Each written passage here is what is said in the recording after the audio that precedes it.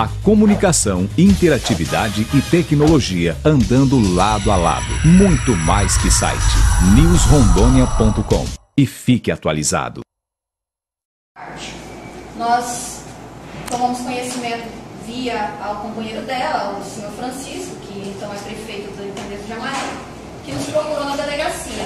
De imediato eu comuniquei com o meu diretor, porque era um fato que não é muito comum que ocorre aqui no nosso estado, um sequestro. E ele já providenciou solicitar apoio da Delegacia de Patrimônio e de outros policiais.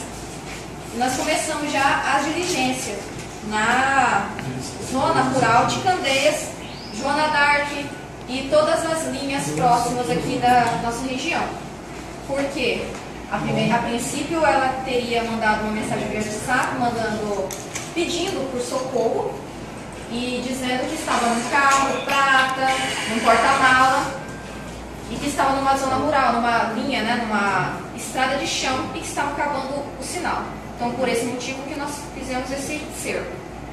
Passado algum tempo, quando por volta de 4 horas da tarde não houve êxito em encontrar esse carro descrito por ela nessas regiões, nós nos concentramos novamente na Delegacia de Candeias de Amari.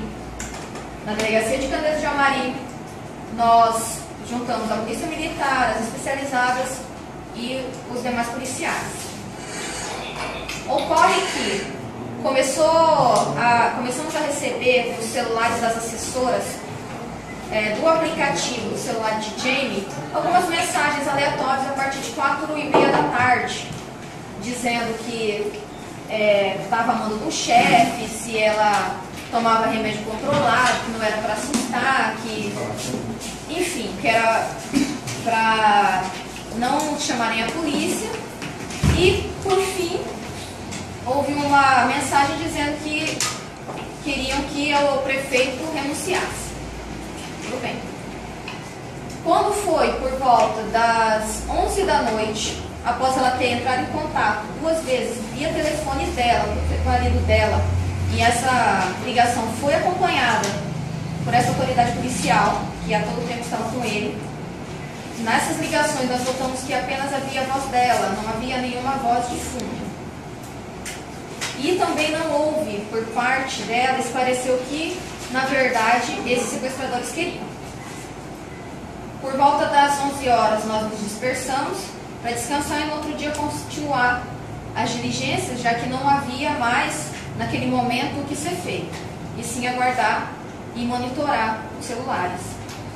Quando foi por volta da 11h30, não, 1h da manhã, o doutor Júlio César recebeu uma ligação dizendo que a Jamie havia entrado em contato de Guajará-Mirim e que estaria em um hotel. Este contato foi feito primeiramente por ela com o marido, via telefone. O doutor Júlio solicitou para que o regional fosse até lá, no hotel, o doutor Milton, e lá ele encontrou a Jamie e levou para a delegacia. Na delegacia, a Jamie começou a contar uma versão de que teria sido sequestrada, colocado em um porta-mala de um Ford Ka, cor prata ou preta, e neste momento ela já foi questionada pelos policiais, porque não caberia dentro de um porta-mala daquele jeito, né? Porque o carro é pequeno. Mas enfim, ela, antes disso, não quis mais falar nada e veio para Porto Velho, trazida pela equipe de Guajará-Mirim, onde ela foi. Isso. Por questão de segurança, porque até então os sequestradores estariam lá, e veio para Draco. Foi trazida para Draco para preservá-la, né? E lá nós ouvimos ela. Foi ouvida pelo Dr. Júlio e ouvida por mim. Em áudio ela contou o que havia ocorrido, como se deram os fatos, e depois, posteriormente, foi passado o termo no papel, né? Tomado o termo formalmente. A princípio foi só gravado o áudio. Logo que questionado, porque quando ela falou em áudio, ela teve plena liberdade de contar o que ela queria, como se deram os fatos. Quando eu fui passar o termo Isso, e confrontar os primeiros pontos que eu não estava entendendo, ela já se negou a falar, falou que não queria ser tratada como infrator e que ela não tinha armado nada. Eu falei, então tudo bem.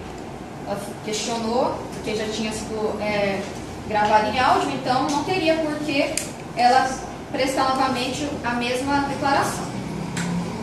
Foi assinado o termo, então, até onde ela chegou a falar, né? Até no depoimento dela, quando ela chega na rodoviária. Então, o que ela fala? O que aconteceu, segundo ela? Ela estava em Candeias do Jamari, por volta das 11h40, ela saiu da Secretaria de Saúde, foi até o posto de saúde municipal, saindo do posto de saúde municipal a pé, porque são perto dos prédios, saindo sozinha a pé, dali ela teria sido abordada próximo da Tancredo Neves, onde há um semáforo, o único semáforo da cidade. Ela teria sido abordada por um homem, né, segundo ela, um homem bonito, que não aparentava ser um sequestrador, e ele teria dito que eles estavam na posse do filho dela e que se ela não seguisse as ordens dele, ele iria matá-la, iria dar ordem para matá-la. E então que ela entrasse no próximo ônibus circular, que há um ponto ali próximo, e com destino a Porto Velho. E assim foi feito, segundo ela, que este homem aparentemente não estava armado naquele momento, mas que ela, temendo pela vida do seu filho, foi até lá. Fez o que ele ordenou. No ponto de ônibus, ela disse que ele não estava junto com ela, mas sim próximo, mas no ponto, aguardando. Quando o ônibus da Rondonorte chegou, ela teria entrado nesse ônibus e na companhia dele, ele chegou, foi um pouco atrás. Sentaram os dois juntos, né?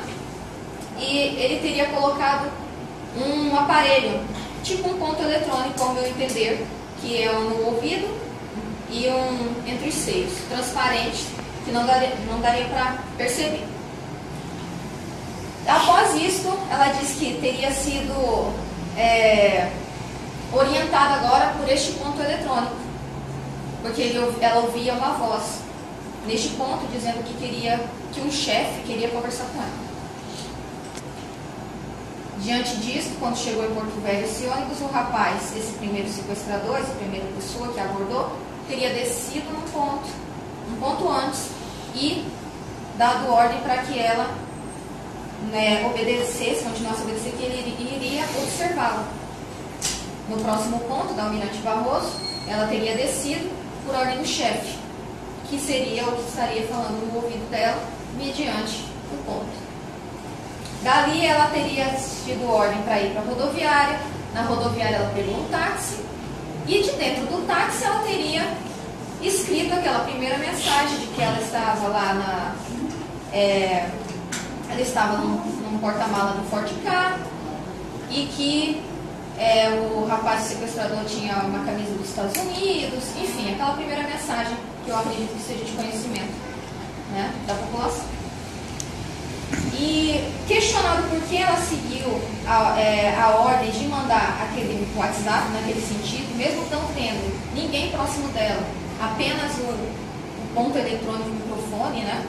E porque ela não teria escrito algo, né?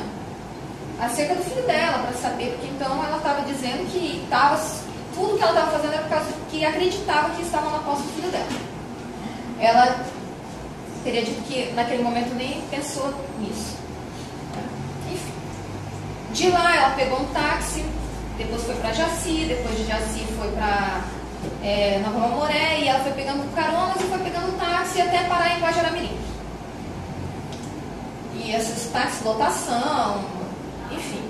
Chegando em Guajará-Mirim, teria recebido ordem de atravessar para Guajará-Mirim. Ela teria atravessado. Tudo isso via ponto eletrônico. Ela disse que não perdia a comunicação com essa pessoa em nenhum momento via esse ponto. Atravessou o rio. Quando ela pisou em Guajará-Mirim, ela já estava ouvindo ele novamente. Teria recebido ordem para ir para Riberalta. Em Riberalta, ela falou que não tinha condição de ir para Riberalta. Parece que não havia ônibus no terminal.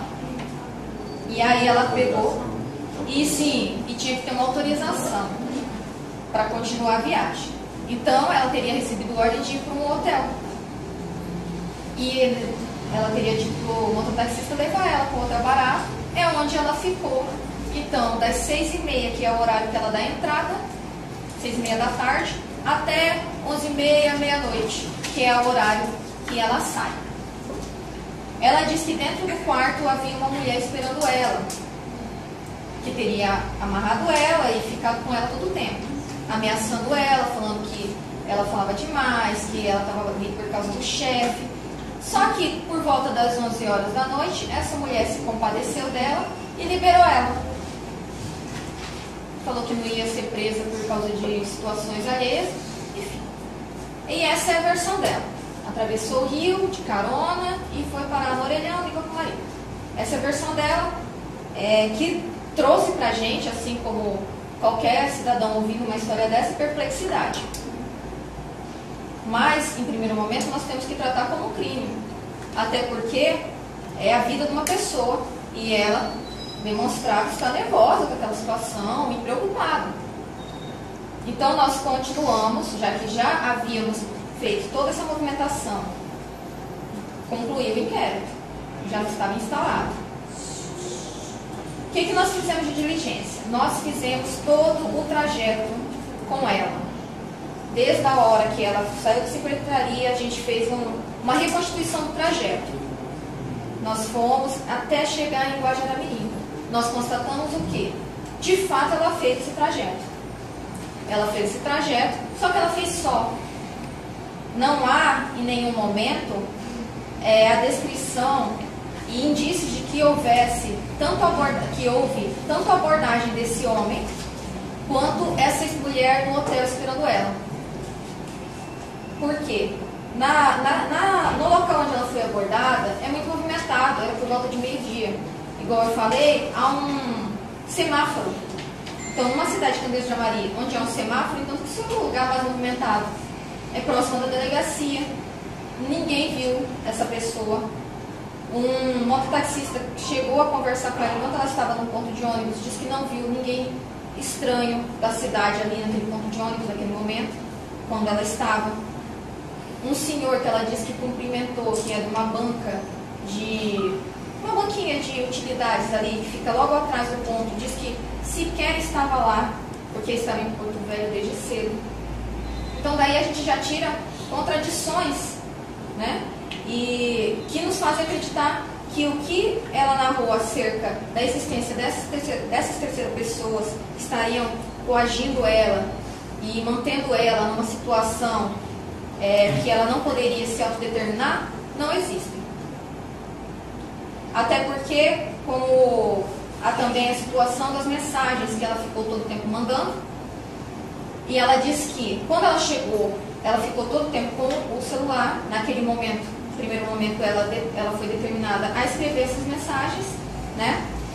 Só que ela disse que quando chegou, a partir do momento que chegou no hotel, que foi depois das 6h30 da tarde, que a sequestradora teria pego o celular dela e começou a passar mensagem. No entanto, há mensagens da suposta sequestradora já sendo encaminhadas às 4h19 da tarde. Ou seja, quando ela ainda está dando percurso. E ela não diz em nenhum momento que aquelas mensagens foram orientadas por outra pessoa, assim como ela disse que a primeira mensagem teria sido. E outras contradições que foram sendo inconsistências que foram sendo reveladas no decorrer das investigações, que nos faz concluir nesse sentido. Ela fez esse trajeto, ela foi até o hotel, tudo ela fez. Só que essa terceira pessoa, esses sequestradores, eles não existem. Só para complementar, na verdade o que a doutora Keide está colocando para vocês é que a forma, a maneira que ela disse que ocorreu os fatos não se sustenta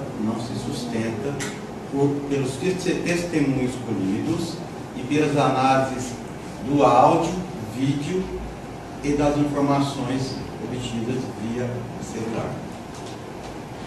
É isso que a doutora está aí. Qual foi a motivação então? Não, Isso aí. A Curitiba concluir qual foi a motivação, de acordo com o que a senhora relatou, qual foi a motivação dessa história? Nós trabalhamos com fatos, né? E o fato é este, está apurado que não há. Agora, o que motivou ela, o ímpeto dela, o que ela queria com isso, a subjetividade nós não temos como dizer, porque nós não podemos entrar, né, na mente dela e saber o que está acontecendo. Ela vai ser responsabilizada por falsa Você falou Isso. que de fato ela vai ser iniciada por falsa comunicação de crime, não? Em tese poderia ser, só que quem vai determinar isso daí será o Ministério Público, porque a partir do momento que nós concluímos a investigação nesse sentido, ele vai decidir se ele vai denunciar ou não nesse sentido. Mas olha só, ligado em tese não, isso não pode ser penal. Falsa comunicação de crime, Artigo 340. é crime. Sim, A é Polícia crime. Civil vai fazer por quê? Vai passar no Ministério Público, eles Ela vão encaminha O oferecimento da denúncia.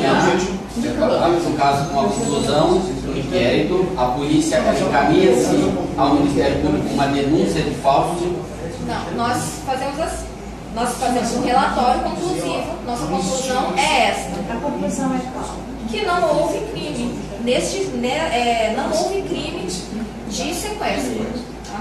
Agora, se o Ministério Público vai denunciar por falsa comunicação ou não cabe a mim dizer. Até porque Mas não cabe a própria polícia enquadrá-la? Não, na verdade seria indiciar. Só que como é um crime de menor potencial ofensivo, não cabe a mim indiciá-la.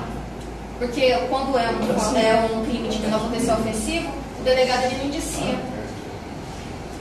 Passa a ser responsabilidade do Ministério Público. Isso. Agora, a observação da finalização do inquérito, nessa finalização vai ser mandado, vai ser sugerido que, pela delegacia, pode ser sugerido que abra-se pelo Ministério Público a denúncia ou não. Ou, nesse caso, a delegacia, o Polícia Civil não se envolve nesse sentido. Porque o relatório do delegado, ele não pode ter subjetividade. Ele tem que ser objetivo. O que nós apuramos foi isso. E é isso que nós vamos escrever.